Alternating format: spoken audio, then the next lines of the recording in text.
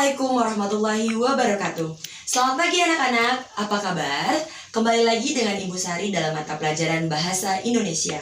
Sebelum kita memulai pembelajaran, mari kita berdoa menurut agama dan kepercayaan masing-masing.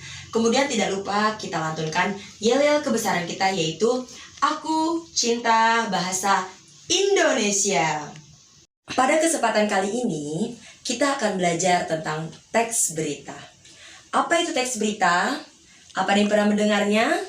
Siapa yang dari sini pernah mendengarnya? Ayo. Teks berita adalah salah satu teks yang berisi informasi yang disajikan dalam bentuk media elektronik, siaran langsung dari televisi, kemudian dari media internet, ataupun dari mulut ke mulut yang tersebar luaskan ke masyarakat. Untuk memudahkan kalian dalam pemahaman mengenai apa itu teks berita, Ibu ada salah satu contoh mengenai salah satu siaran langsung berita yang dapat kalian simak. Silakan kalian simak baik-baik ya tayangan berikut ini. Ke informasi satwa, proses kelahiran bayi gajah di Taman Safari Bogor, Jawa Barat terekam kamera. Selain bayi gajah, bayi kamera pengawas juga mengabadikan detik-detik menetasnya telur satwa langka elang Jawa. Berikut informasinya.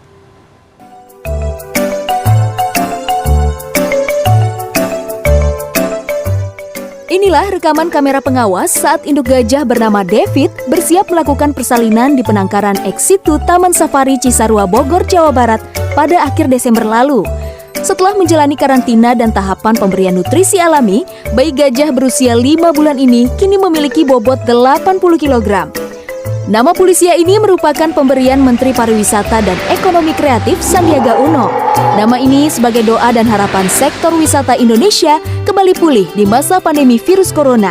Sejak penangkaran satwa berdiri pada 1986, sedikitnya 33 ekor gajah berhasil dikembangbiakan pihak Taman Safari. Kini koleksi gajah Sumatera sudah mencapai 54 ekor. Berdasarkan tayangan tersebut, dapat kita pahami bahwasanya struktur teks berita itu terdiri dari 3 macam. Yang pertama yaitu orientasi. Orientasi berisi pembuka dari sebuah teks yang diberitakan.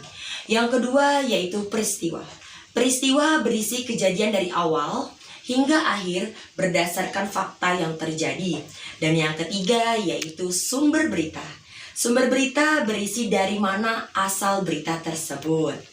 Kita lanjut ke ciri-ciri teks berita.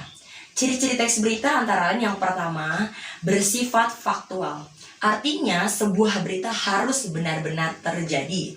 Yang kedua, sebuah teks berita bersifat aktual.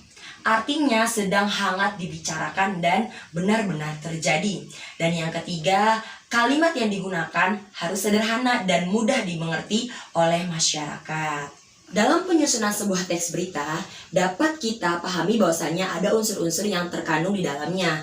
Kalian bisa menggunakan unsur 5W plus 1H. Yaitu apa? Apakah ada yang mengetahuinya? Benar sekali.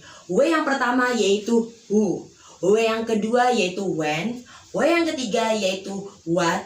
W yang keempat yaitu where. Dan W yang kelima yaitu why. Dan plus 1H yaitu how. Bagi anak-anakku sekalian, apa penjelasan dari masing-masing 5W plus 1H? Silakan yang kalian pahami dan yang bisa menjawabnya bisa komen di video ini. Ayo yang tercepat akan dapat poin lebih banyak dari Ibu. Pelajaran pada hari ini, untuk tugas kalian di rumah silakan buatlah sebuah teks berita bertemakan kejadian bencana alam. Kemudian jangan lupa untuk tetap menerapkan perilaku 3M, yaitu memakai masker, menjaga jarak, dan menjauhi kerumunan. Terima kasih. Assalamualaikum warahmatullahi wabarakatuh.